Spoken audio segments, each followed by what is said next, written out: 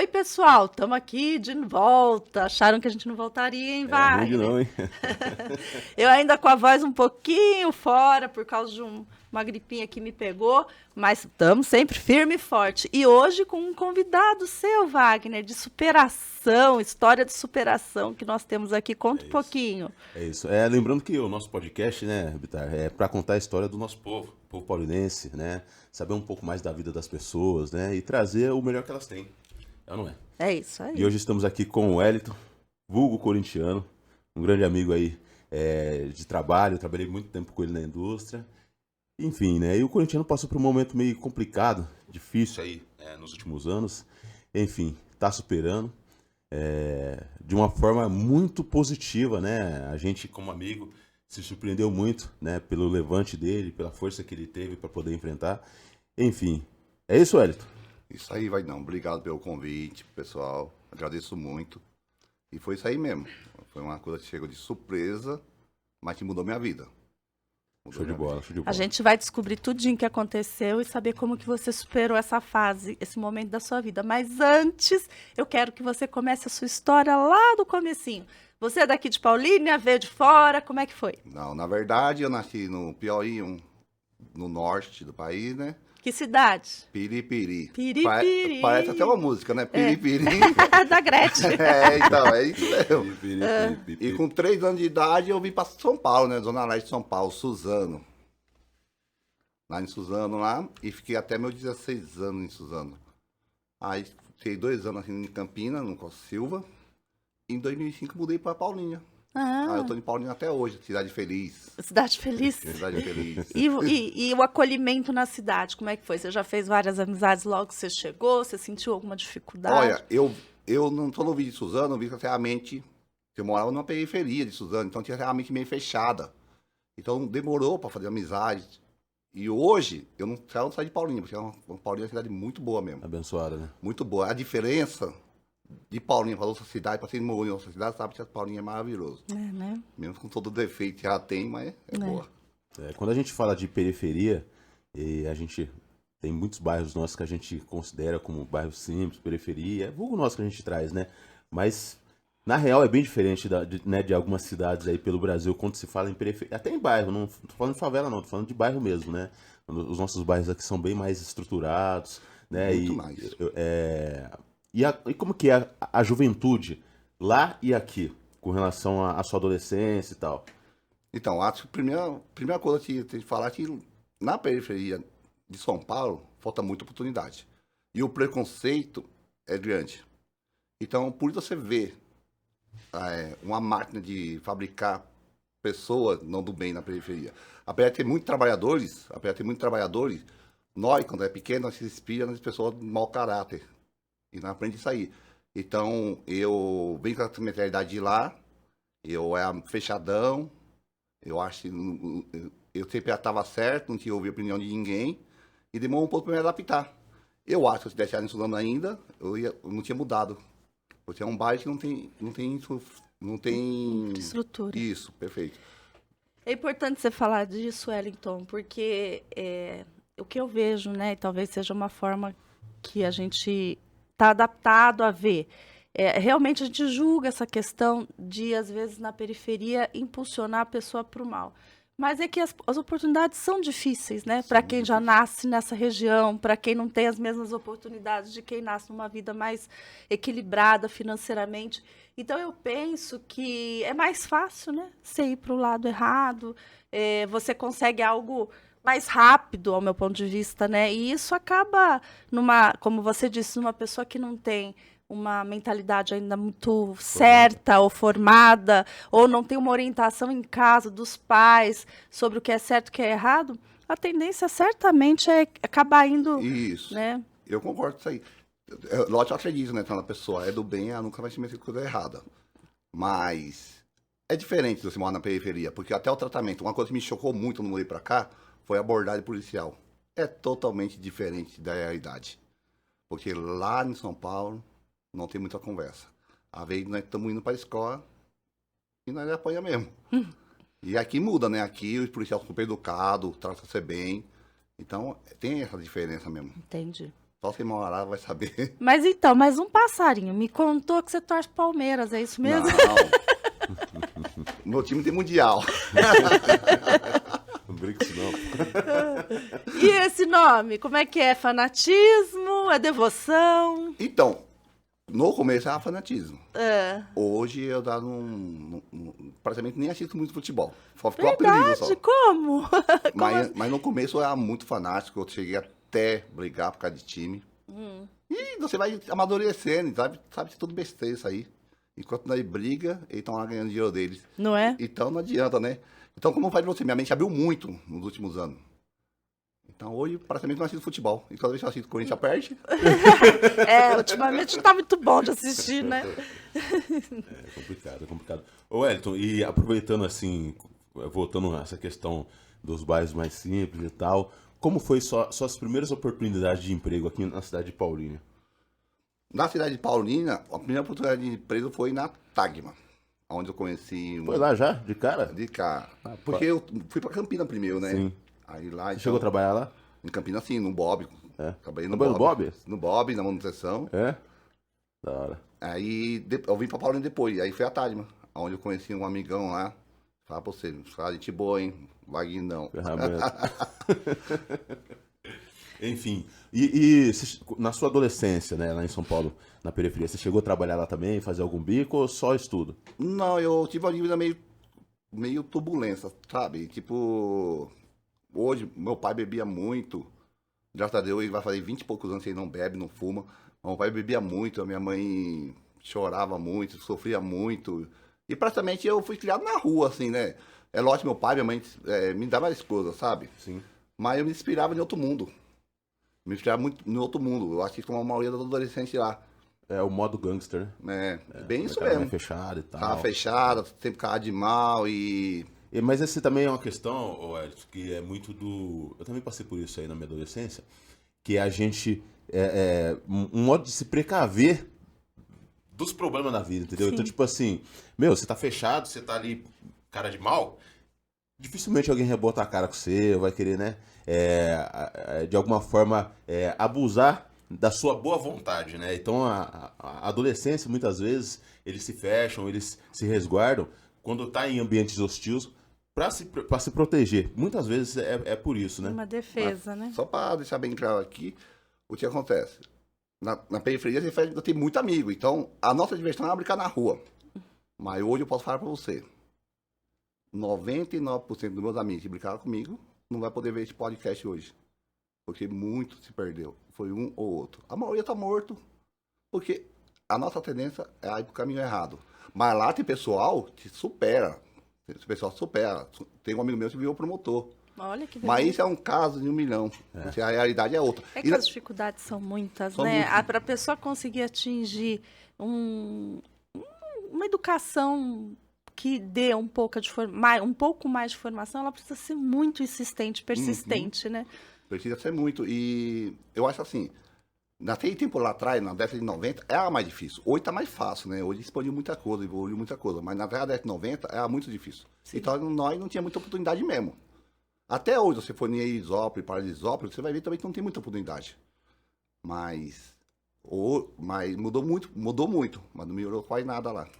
Entendi, é difícil mesmo. Essa parte a gente precisa ainda, o homem precisa evoluir muito, né? Os políticos precisam se dedicar muito e a administração pública, de uma forma geral, construir várias políticas públicas para inibir a falta de oportunidade da população de um modo geral, né? Mas nós estamos aqui, eu vim de azul, Wagner, tem significado? Tem significado. Esse programa vai ao ar dia 1º de novembro. E no dia 1º de novembro se inicia o Novembro Azul. O Novembro Azul é um mês de conscientização no combate ao câncer de próstata. E você vem com uma história que diz muito sobre isso, né? Então, eu não sei, a gente não conversou ainda, eu queria entender pelo que você passou, como você passou e como você encarou. Então, se você puder contar um pouquinho pra gente. Ok. Vou fazer uma observação, se for do Novembro Azul, e ontem, por coincidência, não é combinado, por coincidência mesmo, eu fui na farmácia comprar um remédio. E tinha uma amiga minha que contou que o pai dela estava tratando Tá, certo, não. Foi diagnosticado com câncer de próstata. Que é o novembro azul, né? E ela me falou uma coisa, eu fiquei muito triste. Ela falou que o pai dela decidiu não se tratar. E eu não sei, não conheço ele, só conheço ela, mas eu acho que deve ser por preconceito, né? O pessoal antigo tem mais esse preconceito. E não sabe, né, assim, o valor da vida. Porque quando você decide não se tratar, não é a decisão só sua, é a decisão da família inteira. Você vai fazer um monte de pessoas sofrer. Então, tratar o câncer é viável, né? Porque a maioria tem cura hoje. E meu câncer é no mediastino, um sistema que pouca pessoa conhece. Que fica entre o pulmão, essa parte aqui, entre o pulmão. Olha, E começou. faz tempo que você descobriu. Que eu descobri foi dia 2/3 de 2023. Nossa, esse ano. Isso. Nossa. Mas o sintoma já vinha desde agosto, mais ou menos, de 2022. Só para o pessoal saber mais ou menos e ficar esperto. O que você sentia? Eu sentia, primeiro, com muita tosse. Começou uma tosse, a tosse foi aumentando, cada vez que passava, aumentava mais. E tava na onda de Covid, né? Aí o pessoal falava, faz exame, tá Covid. Eu ia fazer exame e dava negativo. Você já faz 7 exames durante o meu tempo. Deu tudo negativo. E a tosse tossia muito. Chegou um ponto de eu não dormir mais. Acordar à noite tossindo e não parava. Aí eu comecei a procurar especialista na área. Passei em 3 médicos. Nenhum descobriu, falou pra mim que um falou que era virose, um falou que era uma infecção no pulmão, que passou um remédio. E o outro, na verdade, falou pra mim que era só uma crise só. Esses médicos eram daqui de Paulínia mesmo. 2 de Paulinha e 1 de Campinas. Tá. E você passava por convênio? Por Clínica convênio. particular? Graças a Deus eu trabalho, né? Trabalho e tem um convênio. E aí eu peguei e decidi fazer um check-up. Quem tem convênio tem essa possibilidade. Quem não tem, infelizmente, sofre na mão do SUS. E aí eu fiz um check-up. No check-up, eu fui direcionado para o cardiologista, aonde descobriu que o meu coração estava com um problema. No eletro já pegou. No eletro? É. Aí eu fiz o exame, voltei no médico e falei, seu coração tá meio ruim, vamos tirar um raio-x do tórax. Tirei o raio-x do tórax, voltei, tava ruim. Mandou fazer um ecocardiograma. Fiz um ecocardiograma, também falou que tava ruim. E toda vez que eu ouvia nele, eu perguntava, doutor, mas o que eu tenho? Ele falou, espera um pouco, não posso afirmar ainda. Vamos esperar mais um pouco. E aqui o dia ele estava meio apreensivo. Aí eu fui fazendo exame, total de 6 exames que eu fiz no total, de tudo. Aí, dia 14 de fevereiro, eu tive um desequilíbrio e me revoltei com Deus. Eu saí da clínica, o médico mandou fazer uma ressonância. Eu falei, mas doutor, eu já fiz tantos exames e o senhor não fala que eu tenho. Mas calma, espera mais um pouco. Nesse momento você tinha alguma desconfiança? O médico passou alguma? Não, ele só falou que meu coração estava ruim. Não falou? Coração. O coração estava ruim. Não falou o que é. E eu perguntava, toda vez eu perguntava. Desde a segunda vez eu comecei a perguntar para ele. E ele não falava. E aí entrou uma ansiedade com a revolta. Aí eu sentei no banco da praça, até hoje eu lembro, sentei no banco da praça, olhei, na frente da clínica tem uma igreja, olhei para a cruz e comecei a questionar Deus. E a lágrima saía do olho, falei, pô Deus, por que eu? Não uso droga, não bebo, não fumo, levo uma vida saudável, por que eu? Todo de ser humano, né, quando a coisa aperta, questiona Deus. E nisso, fiquei uma meia hora chorando, fui para minha casa, sentei na frente da minha casa aí, esperei um pouquinho para não abalar minha esposa, né, e entrei para dentro. Quando foi dia 15 de fevereiro, tinha um dia posterior, eu conversei com minha mãe falou assim, olha, eu tenho uma amiga que já conhece um médico, um cardiologista muito bom. Eu vou ver a possibilidade de ele estar consultando você. Aí, ligou para a amiga dela passou o WhatsApp pro médico, o médico perguntou para mim qual exame que eu tinha, porque ele não tava aqui em Paulínia, né? Só o exame que eu tinha. Eu fui falando o nome dos exames, ele falou, manda para mim o ecocardiograma. Que foi o terceiro exame que o doutor pediu aqui em Paulínia. Isso foi em Campinas? Isso foi via WhatsApp. WhatsApp. Dia 15, um dia depois que eu me revoltei com Deus. Aí eu mandei o exame pelo WhatsApp, o ecocardiograma, e ele falou assim, até hoje eu lembro o que ele falou, olha, eu não estou aí próximo a você, fica difícil te avaliar via WhatsApp, Mas pelo laudo e pela minha experiência como cardiologista, eu te aconselho você procurar um ponto-socorro urgente, porque o seu coração vai entrar em morte súbita a qualquer momento. Nossa, que susto. E minha mãe, naquele momento, minha mãe começou a ficar triste, angustiada e tal. Aí eu pedi obrigado pra ele, falei, já procurar. Como eu tenho um convênio, eu procurei o centro médico. Mas aquele dia lá, às 7h30 da noite, eu não fui. Eu tava mais equilibrado, falei, ó, se Deus me sustentou até aqui, ele vai me sustentar até amanhã. Aí minha mãe, não, você vai pro médico agora, não vou. Quando foi dia 16/2/2023, eu pedi pro amigo meu me levar no centro médico. Eu levei a roupa já, se eu sabia que ia ficar internado, eu ia ficar internado na mensagem. Eu cheguei lá mais ou menos umas 8 horas, mais ou menos, se eu não me engano. 8h30, eu já tava com a roupa de hospital para cirurgia. Aí eu acho que o ponto mais alto dessa história, o ponto assim, mais alto da minha vida, foi o dia 16, foi esse dia aí. Porque aí veio 3 doutores, começou a olhar meus exames, começou comigo, começou a me sentir e tal. E já tava tudo equipado já com os aparelhos já, né? Já tava tudo monitorado. Aí falou pra mim assim, ó, olha, nós vamos operar você, de urgência. Qual foi sua última refeição? Falei, 7h30, uma banana. 12h30 nós te opera. Vou chamar o anestesista pra conversar com você. Falei, ok. E nisso, eu tenho muito medo de operação, sabe? Tinha, né? Aliás, tinha muito medo de operação. Ele saiu, eu fechei o olho. Com medo. Quando eu fechei o olho, foi coisa de segundo. Eu senti uma energia tão grande, da minha cabeça até os pés, que até hoje eu falo, foi Deus que habitou em mim naquele momento. Que lindo. Foi Deus que habitou em mim naquele momento. E nisso, eu abri o olho. Daí por diante, eu nunca mais, até hoje, até o momento, eu nunca mais chorei pela minha doença. Até então eu não sabia que era câncer, sabia que era problema no coração. Eu entrei o anestesista veio conversar comigo, eu brinquei com ele, falei, o importante é você me acordar. Isso te importa. Fiz amizade com todo mundo lá no centro cirúrgico. Entrei dando risada na sala de cirurgia. Acordei depois de, não sei quantas horas, acho que foi 4h30 depois eu acordei, dando risada. E foi tirada uma quantidade boa de água do meu coração. Aí me colocar um dreno no coração. Eu fiquei 10 dias sem esse dreno, drenando o resto da água. Quando foi dia 18, mais ou menos, o cardiologista começou comigo no quarto. Falou, ó, nós abrimos vocês, percebi uma massa estranha. E vamos pedir para tirar a biópsia dessa massa. Aí dia 20 eu fiz essa biópsia, foi pelo tórax. Abriu o tórax, fez a biópsia. Entrou por aqui? Isso. Entrou por aqui, aí fez a biópsia. Mas vai até o centro aqui. Vai. Isso é só um furo ou... Foi 3 furos. 3 furos. Tem o ativo pra por canto. vídeo. Isso, perfeito. Aí tirou a biópsia, aí nisso eu fiquei esperando, tudo 40 dias no hospital, eu fiquei esperando lá. Todo médico vinha lá, conversava comigo, aí eu lembro de uma doutora, ela foi a mais realista, né?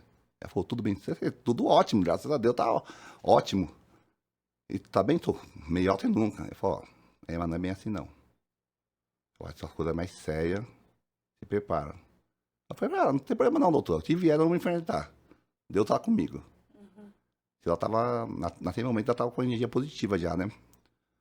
Quando foi dia 2/3/2023, eu fui receber a notícia. E o doutor que me deu a notícia foi o mesmo doutor que me operou do tórax. E eu fiz muita amizade com ele, sabe? Pra mim é um paizão ele. Paizão. Ele deu a notícia de que era maligno, é isso? Isso. Aí eu entrei lá na sala dele, brincou comigo e tal. Aí pegou e não sabia também. Ele pegou, começou a puxar lá meus exames. O resultado da biópsia, não tinha saído. Foi aí, então, que ele parou. Ele tava dando risada, brincando comigo. Daqui a pouco ele parou pra minha cara e falou assim, ó. Você tá com linfoma. E eu não conhecia o assunto, né, Thaís? O que é linfoma, doutor? Explica pra mim. É câncer? Ele falou, é câncer, tá aí. E é maligno ou benigno? Ele falou, é maligno. Tem tratamento? Tem. Então tá bom, vamos tratar. Vamos tratar. Que bom, né? Aí ficou me dando um soco no ombro, sabe? É brincalhão comigo, né? Me deu um soco no ombro. Aí eu fui. Vim embora, cheguei na calçada da minha casa lá, tava meu pai e minha esposa. E eu peguei e falei. pai dando risada. Aí, como eu gosto de brincar, né? O povo fala, tá mentindo. Meu pai duvidou, ela duvidou. Só, não, fala a verdade, não deixa eu preocupar, não. É verdade. Fala a verdade. Aí eu peguei o laudo, dá uma lida aí. Aí começou o choro, né? Começou o choro. O pessoal não precisa chorar, não. E você? Eu nunca chorei. Nunca, como te falei. Na realidade, é aquilo que você fala, não afeta só o paciente, né? A família toda é afetada, todo mundo tem que se reestruturar, todo mundo tem que ter uma força psicológica para enfrentar, né? Então, e como eu falo, para mim o câncer nunca foi uma doença. Sempre um presente de Deus. É um presente de Deus na minha vida e eu só dou gratidão só. Só gratidão. Até tatuei no meu braço. Gratidão. Porque é um presente de Deus, mudou minha vida muito. Eu já estava num processo de mudança já, havia num processo de mudança. E depois eu tive câncer, acelerou esse processo. Foi um aditivo para poder acelerar mesmo. Então, é só gratidão por isso. Só agradeço muito. Ô, Corinthians, mas assim, quando você fala que mudou sua vida, em qual sentido você está falando? Espiritual, psicológico? Do que você está falando? Estou falando espiritual e psicológico. Por quê? Rapidinho, dá um exemplo para mim assim, do cara que era o corintiano antes e o corintiano e o Wellington de agora. Vamos colocar assim. Primeiro, eu não tinha muita simpatia por essa pessoa. Não tinha muita simpatia. Hoje eu consigo ouvir muitas pessoas. Consigo me colocar no lugar. Antes de julgar, eu me coloco no lugar das pessoas. Porque às vezes a pessoa erra, todo mundo aponta. Mas não sabe por que errou. Porque nem todo erro você erra de propósito. Né? Então, isso já foi uma mudança já. E psicológico, assim, porque hoje eu consigo viver melhor. Hoje nada me atinge, assim, de preocupação. Nossa, eu tô preocupado, vai acontecer isso. Dentro do amor de Deus. Esse tempo atrás eu fui te visitar lá, a gente tava lá no espetinho. No espetinho da? Vamos fazer uma da Gisele. Da Gisele. Vai lá, pessoal, no Bom Retiro, hein? Top. E aí você falou uma coisa muito louca, que eu tô trazendo isso pra minha vida, que é, por exemplo, pô, antigamente uma conta atrasava, eu já ficava doido e tal, e deixa aquele... E hoje você mudou também essa concepção com relação aos desafios da família, do dia a dia, Sim. sobre conta, sobre aquilo que nos faz humanos, né, do dia a dia mesmo, que todo mundo tem essas dificuldades a ser superadas, né? E aí então. muita gente se abala e outras só passa por cima e vamos seguir a vida. No começo, muito difícil para mim, o INSS, todo mundo sabe que demora para pagar. Então, foi dia uma bola de neve na minha vida aí. Só que aí eu aprendi a lidar com isso. Devido ao meu câncer, eu aprendi a valorizar mais minha vida. Por quê? Porque antes eu me preocupava muito com as coisas, banais. Entendi. E deixava de viver. E quando você passa por isso, você valoriza cada segundo da sua vida. Uhum. Cada segundo da sua vida. É diferente de você andar na rua. Porque, resumindo assim, mudar até um pouquinho de assunto, antigamente eu pedalava 100 e poucos quilômetros com meus amigos, quase todo final de semana. E durante a semana eu pedalava 50, 60 quilômetros. Treinava, pegava peso. E hoje eu estou meio debilitado. Pela quimioterapia, pela radioterapia, eu não consigo fazer nada disso. Só que o prazer de viver, foi tão grande agora, que uma simples caminhada na rua me deixa feliz. Olha que bacana. Antigamente eu precisava fazer muita coisa para me deixar feliz. Hoje não. Uma simples caminhada na rua. Valoriza mais as pequenas coisas. Com certeza. Então, e você ainda está em tratamento. Falta 7, a radioterapia, mas já estou em remissão. E eu acredito que agora, esse mês de novembro, sendo o fim do tratamento, é a cura total. Olha que simbólico, né? No mês de novembro, mês do Novembro Azul, combate e conscientização contra o câncer de próstata, e você aí se recuperando e saindo dessa fase complicada, mas que, graças a Deus, iluminado por Deus, como você mesmo disse, conseguiu restaurar a sua vida. E se Deus quiser, ano que vem já está aí com as pedaladas novamente. Pedalada, academia, vamos que vamos, né? Ô Wellington, e só tratando aqui rapidinho, a gente também batendo papo uma vez, você falou sobre a questão das amizades e tal, porque para nós que é amigos, né, e tem uma intimidade, é muito difícil você se conectar à pessoa nesse momento da vida dela, por não saber como ela tá se sentindo. Pô, será que ela tá bem? Será que se eu perguntar da doença? Às vezes tem amigo que passa por um momento, ou perguntar o que tá passando, às vezes a gente não quer entrar no assunto. Você falou para mim uma coisa muito, muito interessante uma vez, que é sobre a questão de saber que as pessoas têm a vida delas, saber que você está passando por aquele processo e que se você erguer a mão, sim, tem pessoas que vai te ajudar, mas enquanto você está ali lutando e tal, você tá, eu não vou dizer que sozinho, né, mas muitas vezes as pessoas esperam que alguém pega no colo e carrega e tal, mas aquele processo é da pessoa, né? Isso. Eu tenho muito amigo, né? Como você sabe, eu tenho muitos amigos aí em Paulínia. Mas assim, eu sei que cada um tem sua vida, cada um tem o dia a dia, batalha aí pra manter sua família. Então não dá pra ficar toda hora ajudando, perguntando, né? Mas assim, eu tava numa ala de câncer, né?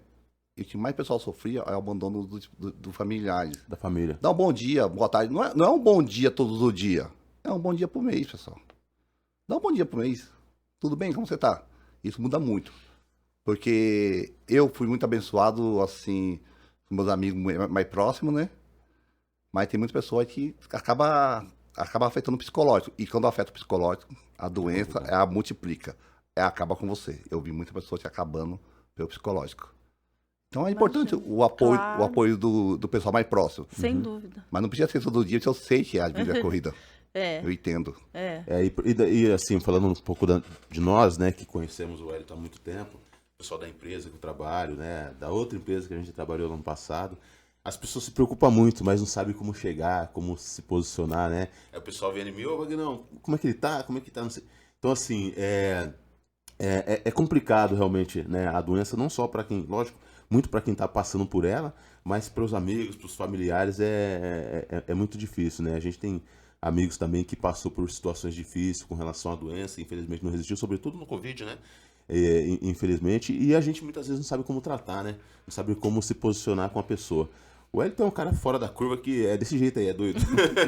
Sempre alegre, sempre pra Que cima, bom, né, brincalhão. Wellington? E eu acho que isso aí foi um ponto crucial que realmente fortaleceu para que ele pudesse, né, passar por cima disso, ter uma conexão maior com Deus e seguir em frente, né, Corinthians? Com certeza, com certeza.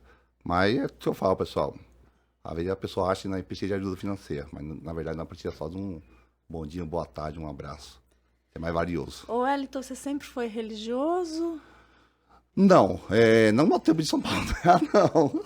Não? E aí, com a doença, isso mudou? Não, na verdade eu já vinha me conectando com Deus um bom tempo já. Eu acho que já vinha em processo de mudança desde quando eu saí da Sigenta, eu estava no processo de Sei. mudança já, né? Sei. Eu achei a pessoa meio brava. Meio não, acho totalmente brava, na verdade, né? O cara era doido. Eu não tinha. Você perguntava uma coisa pra mim que eu não gostava de responder pra você de cara mesmo, não ia pensar. Era totalmente bravo. E quando eu saí da empresa da Sigenta, eu fui um aprendizado e fui me conectando mais com Deus. Mas a doença, como eu falei, acelerou todo esse processo. Imagino. Acelerou todo esse processo e hoje eu sou cristão. Muita pessoa acha que sou evangélico, mas na verdade eu sou cristão só. Tá certo. E isso conecta mesmo, né? Sim. Com Deus, né? Essas fases que a gente ultrapassa.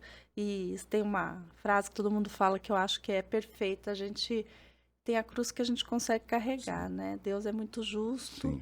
E às vezes o que tem que acontecer, acontece porque está nos planos dele. E os planos dele a gente só entende no tempo dele, né? Verdade. E, como você disse, agora em novembro, tenho certeza que você já vai estar totalmente recuperado.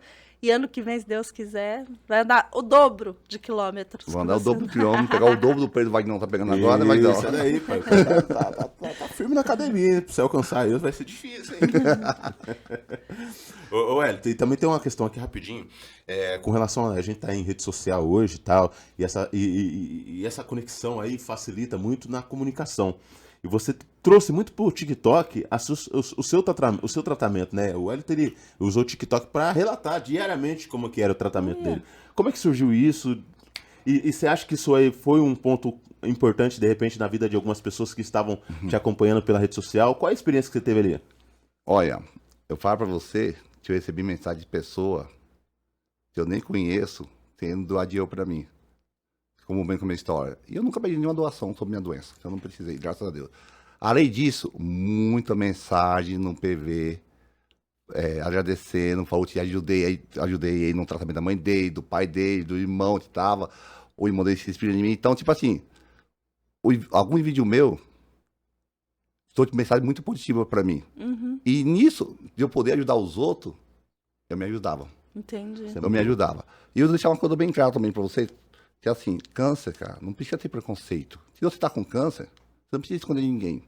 Porque realmente eu passo por alguns casos aí, de próximo aí, se a pessoa tem vergonha, os parentes têm vergonha da pessoa que tá com câncer. Eu não vou entrar em detalhe, mas é da família. E eu fiquei muito chateado com isso. Porque eu tenho uma pessoa da família que está passando uma situação muito chata, e ela mora no norte, e ela não tem condição nenhuma de se tratar. E eu entendo dos meus parentes que tem vergonha de expor a situação dela. Porque eu fiz uma vaquinha online, pedi pro pessoal colocar no status da família, e foi negado. Não acredito, para não Para não expor. Ainda tomei uma uma chamada falando que não é legal estar expondo a situação dos outros. Então, assim, é melhor expor a situação que de deixar salvar a morrer. vida, né? É, porque hoje o tratamento, nós sabemos, graças a Deus, estou abençoado, tenho meu convênio médico, e estou numa cidade tecnológica, né? Agora, o pessoal do norte não tem isso aí e não tem um convênio, é muito difícil sobreviver. O seu tratamento você fez todo pelo centro médico? Todo pelo centro médico. Todo. Só a radioterapia está sendo pelo COC, mas direcionado pelo centro médico também. Entendi. Muito bom, muito bom. Foi O doutor lá é meu pai. Ele já fala, ó, doutor Vinícius, ele é meu paizão. que graça. Ele, nós te abraça, eu brinco com ele. Até falei pra ele, ó, eu tava careca, nasceu o cabelo de mim e você continua careca. Ó. Aí, você chegou a ter os efeitos, então. Você fez químio também? Fiz químio, primeiro foi a químio. Eu emagreci no hospital. No hospital eu cheguei a perder 22 quilos no hospital. Nossa. Gente, a gente vai dar uma pausa agora da conversa aqui com o Wellington, tá super interessante. Eu quero ouvir essa história ainda, viu, Wellington? Mas a gente vai dar um break aí para os nossos patrocinadores. Se liga no break.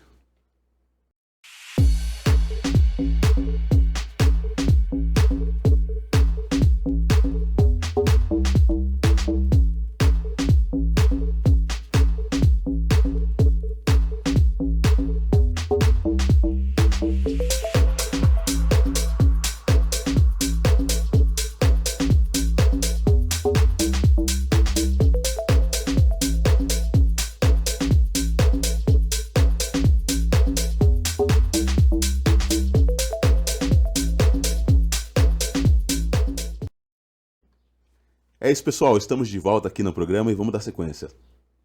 40 dias internado. 40 dias. Mas pra mim foi um lazer, porque eu fiz muita amizade. Olha que muita bacana. amizade, desde a enfermeira de paciente. Lá tem uma praça, nós ia lá, conversava. Teve cena triste, sabe? Teve cena que eu vi mãe chorando, pessoas chorando, desanimado. Graças a Deus eu consegui fazer o bem lá, consegui animar algumas pessoas. Teve um casal de idosos, até hoje eu me lembro, que ele me abraçou, me beijou, falou, nossa, obrigado, você tá mudando minha vida. Então pra mim foi importante bom. você falar isso e eu quero lembrar e deixar um abraço para todos que trabalham na área da saúde, né? Realmente. Porque eles têm um trabalho que vai além do que eles fazem no dia a dia, que é um trabalho de fazer a outra pessoa acreditar, de estar ali dando atenção, né? Então é muito importante esse trabalho de humanização Dentro do- de quem atende a área da saúde, né? Que é ele que vai dar força para o Ó, paciente. e é muito louco o que você está falando, porque a história dele com relação a médicos que tem essa humanização já no trabalho começa desde aquele que respondeu você pelo WhatsApp e já deu um primeiro, uma primeira atenção, Não é? já direcionou com relação a você ter ido no médico urgente e tal. Então, você vê um ato, né? Quando você tem o poder, né, do conhecimento e se importa com as pessoas, um ato, uma palavra já dá um direcionamento, né? Só pra focar nessa parte aí, o doutor que me revelou do WhatsApp praticamente salvou minha vida, né? Sim. Porque eu não vou citar o nome da clínica, mas o outro doutor só me enrolava. Pediu uma ressonância pra mim. A Unimed demora 10 dias para liberar a guia. Depois vocês fazem a ressonância, depois o resultado. E o doutor que me atendeu pelo WhatsApp falou, ó, corre no centro médico, seu coração vai entrar em morte súbita. Imagina se tivesse esperado Pois o outro é. doutor. E a importância de você, quando você, né, ter um diagnóstico e não estiver contente com aquilo, ou não ter e estar passando pelo processo, de buscar outras opiniões, né, Sempre. outros médicos, porque, cara, a sua vida, ela, nesse momento, está acima de qualquer situação, né? A sua qualidade de vida, a sua saúde, e não pode medir esforços para poder ter a certeza de como você está ou pode ficar ao decorrer do tempo, né? Com certeza, sem dúvida. Ô, Hélio, você é um cara que sempre se preocupou muito com a saúde, principalmente nessa parte de academia, de corrida e tal. E como você, né, prevê a sua vida daqui pra frente, relacionado a essa parte mesmo, de ser saudável, de se cuidar mais, etc. Olha, de me cuidar mais, Isso eu tô me cuidando já durante o tratamento. Uhum. Agora, a parte de academia e de pedalar, eu tenho até vontade. Mas eu não tô indo, mas demorou 4 meses voltar pra academia, eu não consigo voltar. E é uma batalha meio psicológica nessa parte aí. Por quê? Porque o que eu era e o que eu sou hoje. Então, eu sou acompanhado pelo psicólogo, que manda eu treinar e tal, mas eu não tenho muita vontade de treinar. Mas eu vou voltar sim. É porque, na realidade, eu acho que você fala, eu atingi um nível, e para eu voltar àquele nível, talvez seja ter Complicado. que passar por todo um processo todo de novo. Mas eu acho que se você já tinha esse hábito, vai ser muito mais rápido para você conseguir atingir o que você atingiu um dia. E é outra história de superação ainda. E um ponto assim meio curioso, né? É que assim, nós fica pensando assim, pô, eu levava uma vida muito saudável assim, e aconteceu comigo. Pensa, né? E hoje eu vejo, hoje não, sempre vi uma pessoa aí usando droga, bebendo, essa juventude aí, não dá valor à vida. Não dá.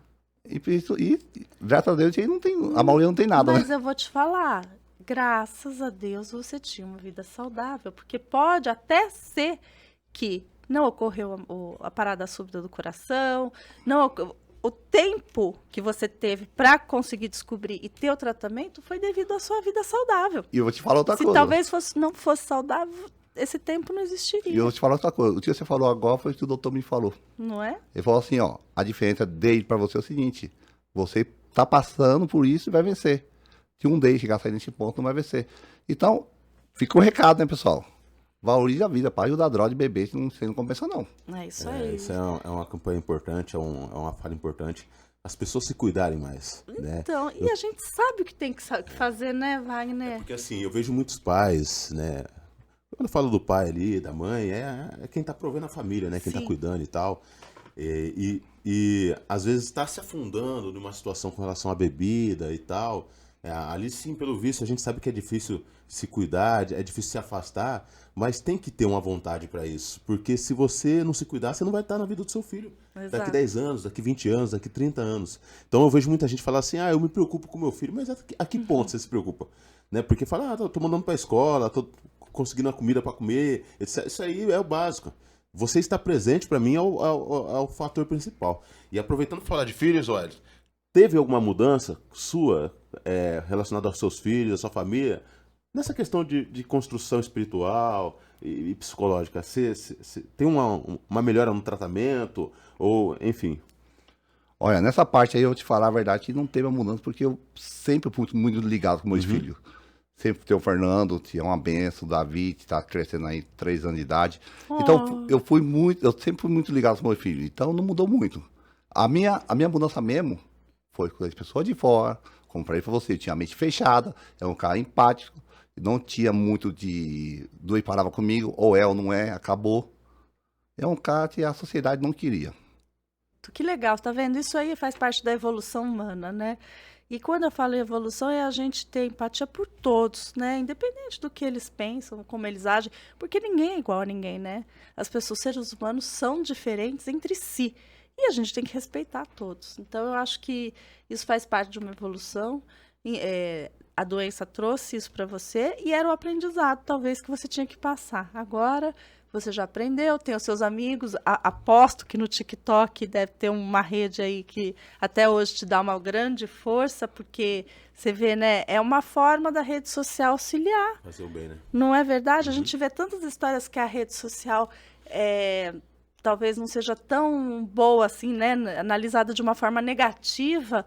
E a gente está vendo aqui um ponto positivo da rede social, da força que você conseguiu em postar seus vídeos no TikTok e, com isso, ter talvez um conforto nas mensagens ali para conseguir prosseguir o tratamento, né? Com certeza.